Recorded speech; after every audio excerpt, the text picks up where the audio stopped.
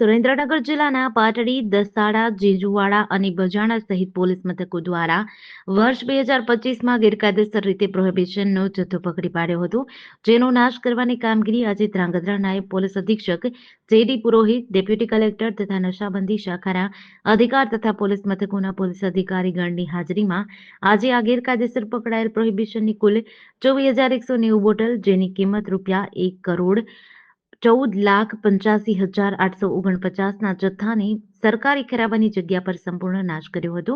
આ પ્રોહિબિશનનો જથ્થો, જેમાં પાટડી પોલીસ દ્વારા 7,342 બોટલ, કિંમત ₹23,22,665, બજાણા પોલીસ દ્વારા 12,276 બોટલ, કિંમત ₹77,86,910 તથા ઝીંઝુવાડા પોલીસ દ્વારા 74 બોટલ, કિંમત ₹13,115 તથા દસાડા પોલીસ દ્વારા 4,498, જેની કિંમત ₹11,63,159 મળી કુલ બોટલ 24,190, જેની કિંમત ₹1,12,85,849નો સમાવેશ થાય છે. જેડીસી ન્યૂઝ સાથે દિનેશ ગામવા સાથે ઋતુલ કુમાર ધામેચા, ધ્રાંગધ્રા.